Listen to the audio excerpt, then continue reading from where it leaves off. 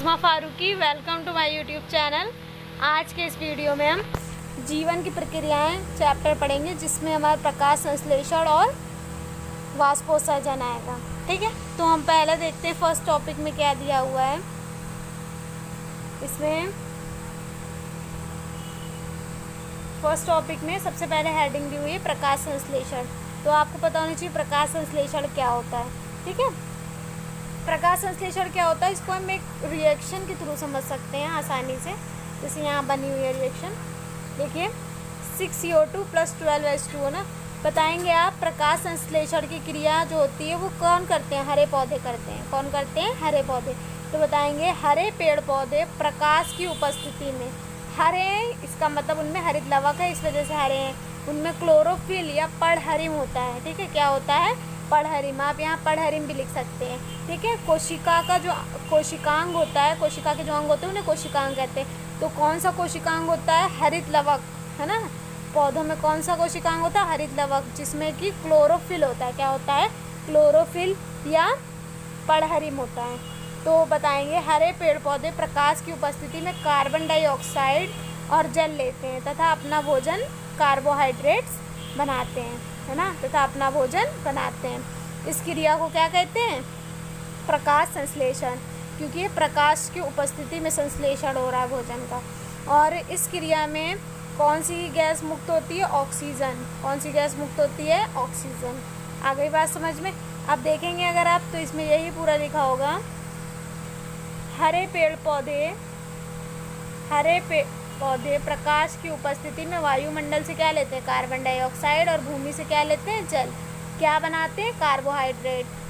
और कौन सी गैस मुक्त करते हैं? ऑक्सीजन। इस क्रिया को ही क्या कहते हैं? प्रकाश संश्लेषण। अब इसी से रिलेटेड आपके एक्सपेरिमेंट आते हैं। क्या आते हैं? एक्सपेरिमेंट्स। तो एक्सपेरिमेंट्स में क्या होता है? इसी से रिलेटेड होते हैं। जैसे पहला एक्सपेरिमेंट्स आपको दे देगा, पहला एक्सपेरिमेंट हो जाएगा कि सिद्ध कीजिए प्रकाश संश्लेषण की क्रिया के लिए प्रकाश आवश्यक है। हमने तो आपको बता दिया प्रकाश की उपस्थिति में होता है, लेकिन अब इस बात को प्रूफ कैसे करेंगे कि प्रकाश संश्लेषण की क्रिया के लिए प्रकाश आवश्यक है? पहला क्वेश्चन ये बन जाएगा। दूसरा एक्सपेरिमेंट ये बन सकता है कि यहाँ हरित लवक की जगह आप लिख सकते हैं पड़हरिम या क्लोरोफिल, है ना, हरित लवक में ही होता है। तो दूसरा क्वेश्चन आपका बन जाएगा प्रकाश संश्लेषण की क्रिया के लिए प्रकाश आवश्यक है, पहला। दूसरा हो जाएगा प्रकाश संश्लेषण की क्रिया के लिए पड़हरिम का होना आवश्यक है। ठीक, फिर तीसरा आप बना सकते हैं क्या? तीसरा क्वेश्चन हो सकता है कि प्रकाश संश्लेषण की क्रिया के लिए कार्बन डाइऑक्साइड का होना ज़रूरी है, क्योंकि अगर पौधे को कार्बन डाइऑक्साइड नहीं मिलेगी तो वो भोजन नहीं बना पाएगी। देखिए यहाँ से कार्बन ये इसमें आया है या कि नहीं आया है। ठीक, यहाँ तक की बात समझ में आ गई? कोई प्रॉब्लम? उसके बाद और क्या क्वेश्चन बन सकता है? इससे एक क्वेश्चन और बन सकता है कि प्रकाश संश्लेषण की क्रिया में ऑक्सीजन गैस मुक्त होती है, सिद्ध कीजिए, है ना। कैसे बता सकते हैं जो गैस मुक्त होती है वो ऑक्सीजन ही होती? तो ये अलग अलग एक्सपेरिमेंट होंगे, आप पढ़ते जाइएगा। ठीक है, तो फर्स्ट एक्सपेरिमेंट हमारा किससे रिलेटेड है?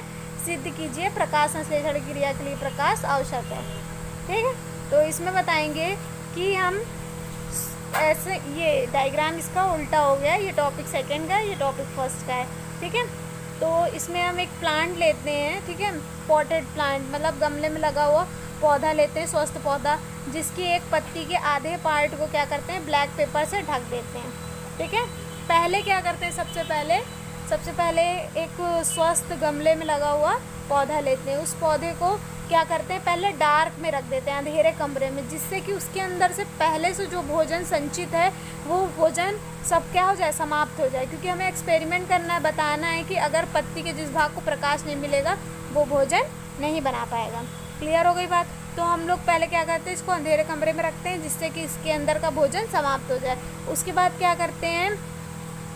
इस गमले को वो प्रकाश में ले जाने से पहले क्या करते हैं? इसकी एक पत्ती के आधे भाग को क्या ब्लैक पेपर से ढक देते हैं, जिससे कि इसमें वो प्रकाश ना पड़े। समझ में आ गई बात? उसके बाद इसे 5 से 6 घंटे के लिए कहाँ रखते हैं? प्रकाश में रखते हैं। जब 5 से 6 घंटे के लिए प्रकाश में रखते हैं, उसके बाद क्या करते हैं? मंड का परीक्षण। मंड मतलब भोजन, जो स्टार्च बनता है, कार्बोहाइड्रेट, इसमें बना कि नहीं बना, ये टेस्टिंग की जाती। तो सबसे पहले इस पत्ती को वाटर में बॉयल करते हैं, जिससे कि पूरी पत्ती कैसे हो जाती है? मुलायम हो जाती है। फिर क्या करते हैं? पत्ती को अल्कोहल में डुबोते हैं, अल्कोहल में उबालते हैं। ठीक है, अल्कोहल में उबालने से पूरी पत्ती का रंग गायब हो जाता है। फिर उसके बाद जब आयोडीन के सॉल्यूशन में डुबोते हैं तो आयोडीन के सॉल्यूशन में डुबोने से तो वो पार्ट जिसमें स्टार्च होता है वो कैसा हो जाता है, ब्लू ब्लैक। कैसा हो जाता है, ब्लू ब्लैक। और जिसमें नहीं होता वो कैसा रहता है, वैसे के वैसा ही रहता है। तो इससे ये पता चल जाता है कि इतने पार्ट में फूड बना है। जो ब्लैक पेपर से ढकी हुई थी, ठीक है, ये पत्ती जो ब्लैक पेपर से ढकी हुई थी वो क्या होती है, उसमें कोई परिवर्तन नहीं होता रंग में। और जो ब्लैक पेपर से नहीं ढकी थी, जिसके ऊपर प्रकाश पड़ा, वो कैसा हो जाता है, नीला काला। तो हमें इससे सिद्ध हो जाता है, इससे पता चल जाता है कि पत्ती का केवल वही भाग भोजन बनाने में समर्थ है जिसको लाइट मिलेगी, प्रकाश मिलेगा। बिना प्रकाश की उपस्थिति में पौधा अपना भोजन नहीं बना पाएगा। समझ में आ गई बात? कोई प्रॉब्लम होगी तो आप पूछ सकते हैं कमेंट करके, या व्हाट्सएप पे आप पूछ सकते हैं, ठीक है। आगे देखेंगे तो ये फर्स्ट टॉपिक आप कर लेंगे, ठीक है, समझ में आ गया होगा। फिर देखेंगे सेकंड टॉपिक में आपको बताना है, सेकंड टॉपिक में आपका है ये इससे रिलेटेड है, कार्बन डाइऑक्साइड से, कि सिद्ध कीजिए प्रकाश संश्लेषण क्रिया के लिए कार्बन डाइऑक्साइड का होना आवश्यक है। मतलब अगर पत्ती को कार्बन डाइऑक्साइड नहीं मिलेगी तो वो भोजन नहीं बना पाएगा। तो इसके लिए भी सेम वैसे ही करेंगे। पहले क्या करेंगे, गमले में लगे हुए पौधा लेंगे, ठीक, उसको क्या करेंगे, पहले डार्क में रख देंगे ताकि उसके अंदर जो पहले से भोजन संचित है वो समाप्त हो जाए। फिर उसको प्रकाश में ले जाने से पहले उसकी पत्ती के एक पत्ती के आधे पार्ट को हम एक बॉटल में बंद कर देते हैं। इस बॉटल में क्या होता है, KOH सॉल्यूशन होता है। KOH मतलब पोटेशियम हाइड्रोक्साइड। क्या होता है, पोटेशियम हाइड्रोक्साइड। ये क्या करता है, पत्ती को मिलने वाली कार्बन डाइऑक्साइड को खुद अवशोषित कर लेता है, जिससे पत्ती के इतने पार्ट को कार्बन डाइऑक्साइड नहीं मिल रही है। अब हमें इसको सनलाइट में ले जा के रखना है। इसको सनलाइट में ले जा के रखते हैं 5 से 6 घंटे के लिए। और जब 5 से 6 घंटे के लिए सनलाइट में रखने के बाद जब टेस्टिंग करते हैं तो देखते हैं वही पहले पानी में, फिर अल्कोहल में बॉयल करेंगे, फिर उसके बाद आयोडीन के सॉल्यूशन में। जब आयोडीन के सॉल्यूशन में डुबोते हैं तो पत्ती का वो पार्ट जो बॉटल के अंदर था वो सफ़ेद ही रह जाता है और जो बाहर वाला भाग था वो ब्लू ब्लैक हो जाता है, क्योंकि अंदर वाले भाग को कार्बन डाइऑक्साइड नहीं मिल पाई, क्योंकि उसको मिलने वाली कार्बन डाइऑक्साइड को बॉटल में प्रेजेंट जो KOH होता है वो एब्जॉर्ब कर लेता है, ठीक। तो पत्ती जो होती है, इस पत्ती का इतना पार्ट भोजन नहीं बना पाता। इससे ये सिद्ध होता है कि प्रकाश संश्लेषण की क्रिया के लिए पत्ती को कार्बन डाइऑक्साइड मिलना अति आवश्यक है, ठीक है। उसके बाद देखेंगे थर्ड एक्सपेरिमेंट। थर्ड एक्सपेरिमेंट किससे रिलेटेड है, थर्ड एक्सपेरिमेंट में बताएंगे कि मतलब सिद्ध कीजिए प्रकाश संश्लेषण की क्रिया में ऑक्सीजन गैस मुक्त होती है। मतलब कैसे बता सकते हैं कि वो जो गैस मुक्त होती है वो ऑक्सीजन ही होती है। तो पहले क्या करते हैं, एक टैंक लेते हैं, उसमें वाटर फिलअप कर लेते हैं, पानी भर लेते हैं। उसके बाद इसमें पानी में रहने वाला पौधा, जलीय पौधा ले लेते हैं, ठीक है, क्योंकि हमें दिखाना है ना कि प्रकाश संश्लेषण की क्रिया हो रही है पौधे। तो इसके अंदर एक जो है पौधा ले लेते हैं पानी में रहने वाला, फिर उसको कीप को उल्टा करके रख देते हैं और इसके ऊपर परख नली लगा देते हैं, ठीक। उसके बाद जब देखेंगे अब इसको सनलाइट में ले जा के रख देते हैं। जब सनलाइट में रखते हैं तो ये पानी का लेवल पहले ऊपर तक था, फिर धीरे धीरे कम हो जाता है। इससे ये पता चलता है कि ये कोई गैस बन करके यहाँ से पानी जो है वेपर बन के उड़ रहा है। किस गैस की फॉर्म में निकल रहा है, यहाँ प्रकाश संश्लेषण हो रहा होगा पौधे में, तो कोई गैस निकल रही है। ये कौन सी गैस है, इसको पता लगाने के लिए अगर हम माचिस लेके तीली लेके जाते हैं तो वो क्या होती है, जलने लगती है। तो हमें पता है कि ऑक्सीजन क्या होता है, जलाने में सहायक होता है। इसलिए ये कौन सी गैस होगी, ऑक्सीजन। कौन सा होगा, ऑक्सीजन, ठीक है। आ गई बात समझ में। अगर इसके पास के मुख के पास से हम जलती हुई माचिस लेके जाएंगे तो वो और तेज़ी से जलने लगेगी। क्यों, क्योंकि जो ऑक्सीजन गैस होती है वो जलने में क्या होती है, सहायक होती है जलाने में। फिर आप फोर्थ टॉपिक पढ़ेंगे, इसमें है क्या पढ़ेंगे फोर्थ टॉपिक में, रंध्र। रंध्र क्या होते हैं, रंध्र जो होते हैं छिद्र होते हैं छोटे छोटे, जो पत्तियों की अधर सतह पे, पत्ती की 2 सतह होती है, एक ऊपर एक नीचे। जो निचली सतह होती है उसे अधर सतह भी बोल सकते हैं, वैसे आप बोलिए निचली सतह पर, ठीक है। तो पत्ती की जो पौधों में जो पत्तियां होती हैं, पत्तियों की निचली सतह पर छोटे छोटे छिद्र पाए जाते हैं जिन्हें हम रंध्र कहते हैं। इन छिद्र की सहायता से ही क्या करते हैं, पौधे मतलब कार्बन डाइऑक्साइड और ऑक्सीजन का लेन देन करते हैं। आ गई बात समझ में। उसके बाद ये जो इसका स्ट्रक्चर आपको दिख रहा है, इसमें दिखा देखिए रंध्र जो होता है वो द्वार कोशिकाओं से घिरा होता है। किससे कुछ घिरा होता है? द्वार कोशिकाओं से। इसमें कितनी द्वार कोशिकाएं होती हैं? 2। ठीक है, कितनी द्वार कोशिकाएं होती हैं? 2। ये स्टोमेटा, ये द्वार कोशिकाएं 1 2। ठीक। उसके बाद देखेंगे इसको इंग्लिश में कहते हैं गार्ड सेल। देखिए लिखा हुआ है यहाँ, ये गार्ड सेल से दोनों। ठीक। उसके बाद द्वार कोशिकाएं सहायक कोशिकाओं से घिरी होती हैं। इसके चारों तरफ ये एसेसरी सेल्स लिखे हैं, ये क्या हैं? द्वार कोशिकाएं, सॉरी सहायक कोशिकाएं। द्वार कोशिकाएं तो ये हैं। ठीक है। उसके बाद द्वार कोशिकाएं रंध्र के खुलने तथा बंद होने की क्रिया पर नियंत्रण रखती हैं। ठीक है। तो जो रंध्र होते हैं वो दिन के समय क्या होते हैं? खुले होते हैं, और रात के टाइम क्या हो जाते हैं? बंद हो जाते हैं। आ गई बात समझे? क्योंकि द्वार कोशिकाएं जब स्थूल होती सिकुड़ती हैं तो ये बंद हो जाते हैं, और जो स्फीत होती फैलती हैं तो ये खुल जाते हैं। तो दिन के टाइम क्या होता है? प्रकाश संश्लेषण होता है, भोजन बनता है, तो ये फूल जाती हैं, जिससे कि स्टोमेटा ये छिद्र खुल जाते हैं। और रात के टाइम जो होता है भोजन तो बनता नहीं है, तो धीरे धीरे समाप्त हो जाता है, भोजन सभी भागों में पहुँच जाता है वो प्लांट के, तो जिससे आप ये कैसी हो जाती हैं?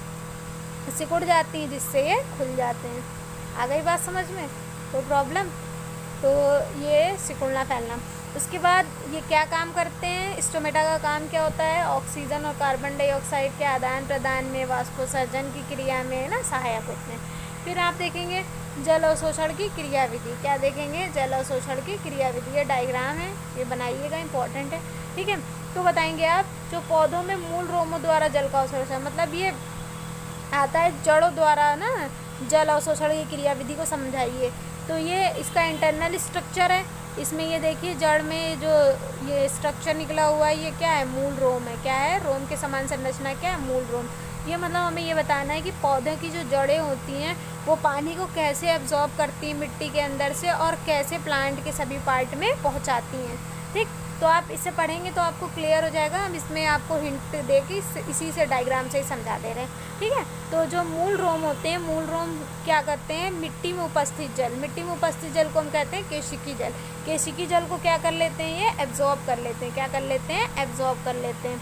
उसके बाद ये इसकी सबसे जो बाहर की तरफ लेयर है एपिब्लेमा, एपिब्लेमा में जाता है। एपिब्लेमा जैसे देखिए सीधा जा रहा है। एपिब्लेमा से कहाँ जाता है? वल्कुट। वल्कुट से ये क्या है? ये जो गोल वाली संरचना ये क्या है? एंडोडर्मिस में जाता है। एंडोडर्मिस के अंदर क्या है? ये पेरीसाइकिल।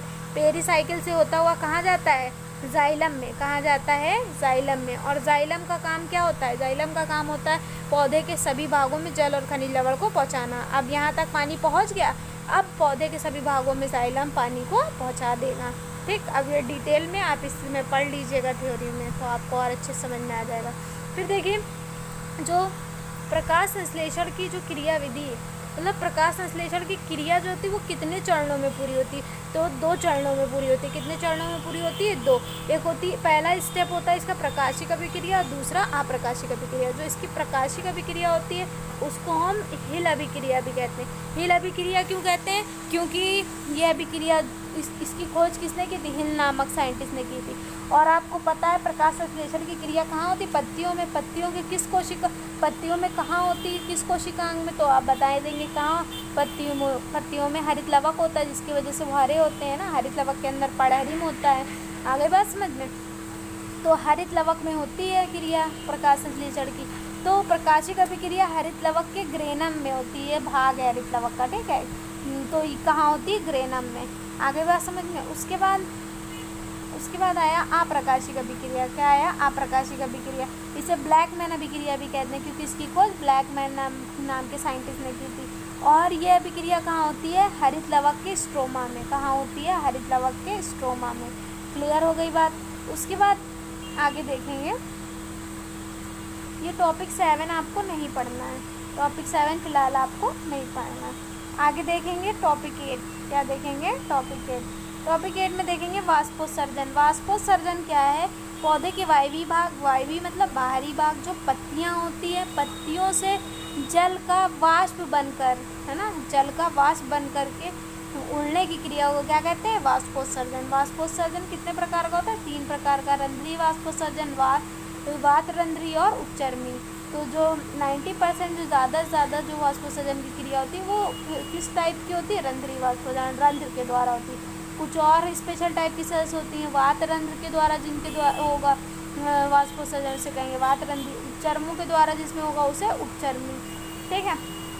वाष्पोत्सर्जन के कारण क्या होता है? पौधे का टेम्परेचर सामान्य बना रहता है। क्लियर हो गई बात। अब एक एक्सपेरिमेंट आता है, सिद्ध कीजिए, है ना, सिद्ध कीजिए कि पौधों में वाष्पोत्सर्जन की क्रिया होती है ना, कि पानी वाष्प बन करके उड़ता है। तो इसको सिद्ध कैसे करेंगे? एक स्वस्थ गमले में लगा हुआ पौधा लेते हैं, ठीक है, उसके निचले भाग को पॉलीथीन से ढक देते हैं और ऐसी जगह रखते हैं जहाँ पे टेम्परेचर कम हो। और इस पर ये कांच का एपरेटस दिख रहा है आपको, इसे बोलते हैं बेलजार। क्या बोलते हैं? बेलजार। बेलजार से ढक देते हैं और कुछ देर बाद देखते हैं पानी की जो ड्रॉपलेट होती है, वाटर ड्रॉपलेट, वो यहाँ इकट्ठा हो जाती है। अगर इससे ये पता चलता है, अगर ये बेलजार ना लगा होता तो ये ड्रॉपलेट जो है वाष्प बन के, है ना, वेपर बन के उड़ गई होती। तो इससे ये सिद्ध होता है कि पौधों में प्रकाश संश्लेषण की पौधों में वाष्पोत्सर्जन की क्रिया होती है। समझ में आ गई बात? अब देखेंगे टॉपिक 9। क्या देखेंगे? टॉपिक 9। टॉपिक 9 में क्या है? वाष्पोत्सर्जन को प्रभावित करने वाले कारक। ताप, प्रकाश, दाब, मिट्टी में उपलब्ध जल। ताप बढ़ने से वाष्पोत्सर्जन की दर बढ़ जाती है। प्रकाश जितना अधिक होगा प्रकाश संश्लेषण की दर यहाँ बढ़ जाएगी। यहाँ प्रकाश संश्लेषण के बारे में दे दिया है ना, वो इससे आपको पढ़ना है। ताप वाष्पोत्सर्जन को प्रभावित करने वाले कारक। फिर देखेंगे दाब बढ़ने पर वाष्पोत्सर्जन की क्रिया क्या हो जाती है? घट जाती है। क्या हो जाती है? घट जाती है। और मिट्टी की उपलब्धता जितनी ज़्यादा होगी वैसे ही बढ़ेगी। क्लियर हो गई बात? कोई प्रॉब्लम हो तो पूछ सकते हैं आप। उसके बाद ये चैप्टर कंप्लीट हो गया है। अब इस चैप्टर को आप पूरा पढ़ के टॉपिक के क्वेश्चन आंसर लगाएंगे और मॉडल लगाएंगे। उसके बाद हम इसको मैच कराएंगे। ओके।